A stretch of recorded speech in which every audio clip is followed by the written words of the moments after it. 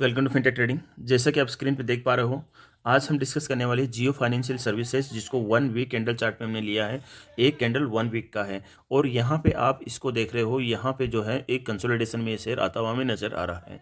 और क्या अभी हमें इस शेयर में क्या करना चाहिए और इस शेयर में इतनी गिरावट का कारण क्या है, हमें कौन सा अप्रोच अपनाना चाहिए। आज भी मार्केट डाउन साइड में रहा, इस सम के क्या ऑब्जेक्टिव्स है, ये सारी चीज़ें हम जानेंगे। पर्टिकुलरली हम इसी शेयर पे थोड़ा सा अपना जो है ध्यान केंद्रित रखेंगे, लेकिन हम थोड़ा सा ब्रीफली जान लेते हैं कि मार्केट में गड़बड़ियाँ क्या चल रही है। सबसे पहले देखो, आज प्रिडिक्शन किया जा रहा था कि दिल्ली इलेक्शन के कारण मार्केट पॉजिटिव सेंटीमेंट में आएगा, जो कि नहीं आया। दूसरा था आरबीआई रेट कट के कारण कंज्यूमर के बाइंग कैपेसिटी बढ़ेगी, उसके कारण मार्केट पॉजिटिव करेगा, नहीं किया। तीसरा जो था जो अमेरिकन जो टैरिफ वार है उसका असर दिखेगा, तो अमेरिकन टैरिफ वार का असर हमें दिख रहा है, ये पॉजिटिव रहा। एफआईज का आउटफ्लो अभी भी कंटिन्यू है, रूपी का डिप्रिसिएशन अभी भी कंटिन्यू है। तो 5 पॉइंट तो ये सीधे सीधे क्लियरली हो गए।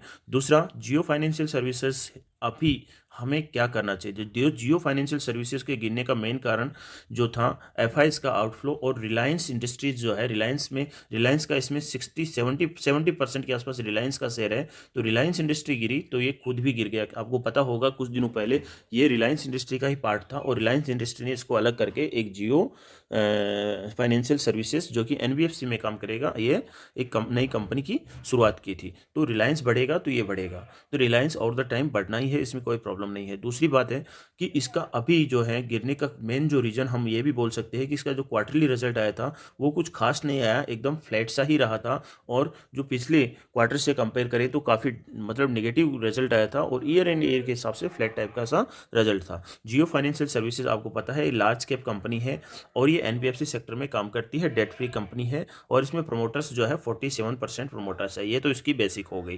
क्या अभी हमें क्या करना चाहिए। देखो, मुझे लगता है कि सोना सस्ता हो तो खरीदना चाहिए, ये मुझे सोना लगता है। सोना क्यों लगता है, इसके पीछे का कारण ये है, इसका बैकअप तो रिलायंस का ही है। दूसरी बात, ये जो कंपनी का जो आईपीओ आया था 260 के आसपास और फिर ये गिर गया था 200 के आसपास, इधर इस साइड में 200 के आसपास, यानी 210-15 के आसपास आ गया था। उसके बाद में इस शेयर ने थोड़े दिनों तक कंसोलिडेशन में रहा और उसके बाद में जो छलांग लगाई, वो छलांग कहाँ से 275 से सीधा ये 380, यानी 100 पॉइंट का छलांग लगाया इसने और जस्ट पैसे को लोगों को पैसा डबल कर दिया इसने। उसके बाद में इस शेयर में थोड़ा सा डाउन साइड मोमेंटम आया और डाउन साइड मोमेंटम एकदम से नहीं, डाउन साइड कंसोलिडेशन इसको बोल सकते हैं। लेकिन ये वाली जो कैंडल बनी थी उसके बाद में तो ये एकदम से धड़ाम ही हो गया। यहाँ से एफआईएस का सेलिंग स्टार्ट हुआ और ये धड़ाम हो गया। यहाँ तक तो सब कुछ ठीक ठाक था, यहाँ तक सब कुछ ठीक ठाक था जब तक ये शेयर 300 के ऊपर था। 300 के ऊपर था तब तक सब कुछ ठीक ठाक था। जैसे 300 तोड़ा, ये 270 का टारगेट इसका आ गया था कि 270 ये सपोर्ट लेगा, लेकिन 270 भी सपोर्ट नहीं लिया तो ये 230 के आसपास आके एक सपोर्ट लेता है और यहाँ से बाउंस बैक करता हुआ ये शेयर अभी जो है करंटली 243 पे आज क्लोज होता है।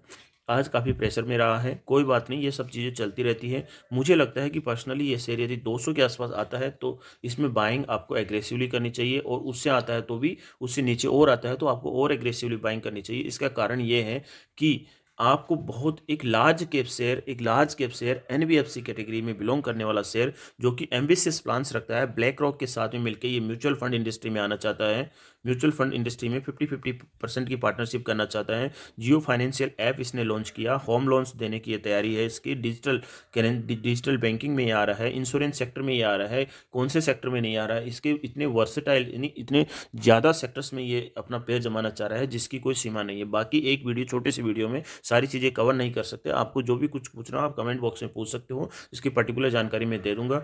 आप यदि सोना सस्ता मिल रहा हो तो लेना चाहिए। मेरे हिसाब से आपको यहाँ पर भी इसमें कंसोलिडेशन करके चलना चाहिए, धीरे धीरे आप डेली का एक शेयर उठाओ और द टाइम आप देखोगे तो आपका इतना अच्छा पोर्टफोलियो बनेगा। जैसे ही ये यहाँ से निकलेगा, ये शेयर ये यहाँ से निकलेगा, ये सीधा 300 पकड़ने की कोशिश करेगा और जैसे 300 क्रॉस कर देगा, 300 के ऊपर जैसे इसका मोमेंटम अच्छा खासा रहेगा, 340-50 के ऊपर जाएगा और सीधा फिर 380 के आसपास ही जाता हुआ आपको नजर आएगा। और फिर उसके हायर साइड में आने वाले एक साल में हो सकता है कि आपको 1000 का टारगेट भी दिखा दे, तो आपको कोई इसमें हैरानी करने वाली बात नहीं है, क्योंकि ये सब चीज़ें पॉसिबल है और हो सकती है और होगी।